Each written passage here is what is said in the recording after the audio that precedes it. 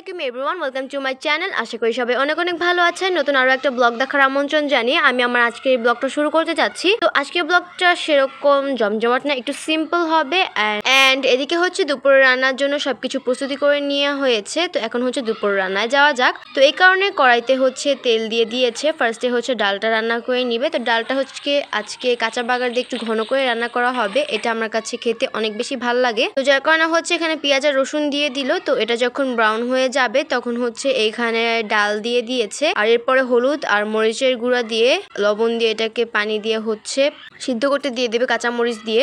ঘটনা বলি, মাটির কড়াইয়ে হচ্ছে তেল দেওয়ার পর এটা পুরোটা খেয়ে ফেলে আর কি, নতুন আজকেই হচ্ছে ব্যবহার করতেছে, যার কারণে হয়তো এরকমটা হয়েছে। দেওয়ার সাথে সাথে পুরোটা একদম চুষে যায় আর কি, এরপরে আবার দিয়ে রান্না করে। তো এদিকে হচ্ছে চিংড়ি মাছটাকে কেটে নিয়েছিল। এটা সাধারণের তুলনায় সাইজটা একটু বড়, তবে প্রতারক ব্যবসায়ীরা মানে কি করে, এই চিংড়ি মাছের মাথার মধ্যে জেলি ঢুকায় দেয়। মানে কাটার পর আপনারা দেখতেই পারবেন, এটা কাটার পর যে মাথার যে ময়লাটা থাকে ওটা বের করার সময় জেলিটা দেখা যায়। তো আম্মু যখন বের করতেছিল তখন দেখলো যে অনেক পরিমাণ জেলি দেওয়া ছিল। মানে মাছের সাইজ যত বড় তত হচ্ছে তারা জেলি দেয় মাছের মাথার মধ্যে। তো এটা দেওয়ার কারণে মাছের ওজন বেড়ে যায় 200 থেকে 300 গ্রামের মতো। মানে এত পরিমাণে প্রতারক হয়ে গেছে আর কি। তো কি করার, আর কিছু তো করার নাই, থামানো যাবে না। তো ওদিকে আম্মু মাছগুলোকে কেটে নিচ্ছিল, পরে হচ্ছে মাছের যে বড় বড় পা ছিল সেগুলো কেটে নিতেছিল।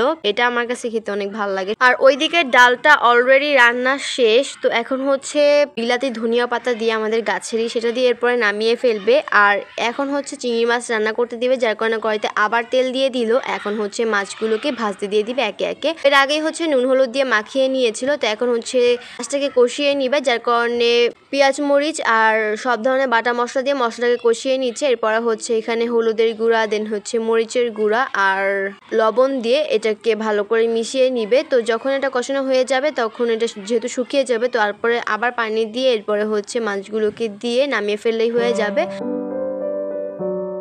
এই তো আমার সিম্পল খাবার রেডি। যেটা বললাম আজকে সেরকম কিছু রান্না করা হয় নাই, সিম্পল কিছুই রান্না করা হয়েছে। তো তবে সিম্পল রান্না হইলেও আমার এই দুইটা আইটেমই অনেক পছন্দের। এরপরে পরিচিত হচ্ছে বিকেলের রান্না যাওয়া যাক। তো বিকেলের এদিকে হচ্ছে আমি অনেকগুলো ফ্রেঞ্চ ফ্রাই একসাথে বানিয়ে এরপর সিদ্ধ করে রেখে দিব, যার কারণে হচ্ছে প্রায় মনে হয় 1 কেজির মতো আলু হবে। অনেকগুলো আলু নিছি, তারও বেশি হবে হয়তোবা, কারণ বড় বড় অনেকগুলো আলু নিছিলাম। তো এখন হচ্ছে এগুলোকে সিদ্ধ করে নিব নুন দিয়ে। তো সিদ্ধ করা হয়ে গিয়েছে। এদিকে আমি কিন্তু এটাকে ঠান্ডা হওয়ার জন্য একটা বড় ছেনি বা প্লেট বলেন, যেটাই বলেন না কেন, সেটার মধ্যে নিয়ে ঠান্ডা করতে দিয়ে দিয়েছি ফ্যানের নিচে।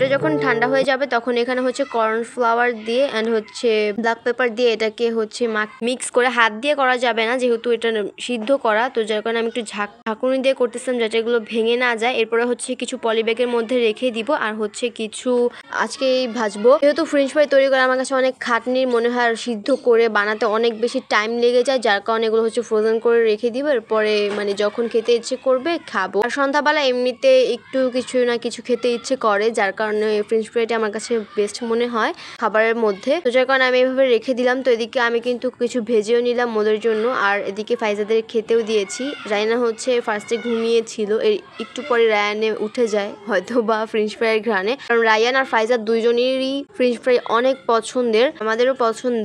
তো এগুলো বানালে মানে সেকেন্ডের মধ্যে শেষ হয়ে যায়। তো ও ঘুমের থেকে উঠেই কানাকাটি শুরু করছে ফ্রেঞ্চ ফ্রাই খাবে, আর ফাইজা হচ্ছে ওকে ছোট একটা দিছে, যার কারণে ও নিবে না, আবার কানাকাটি লাগাই দিছে।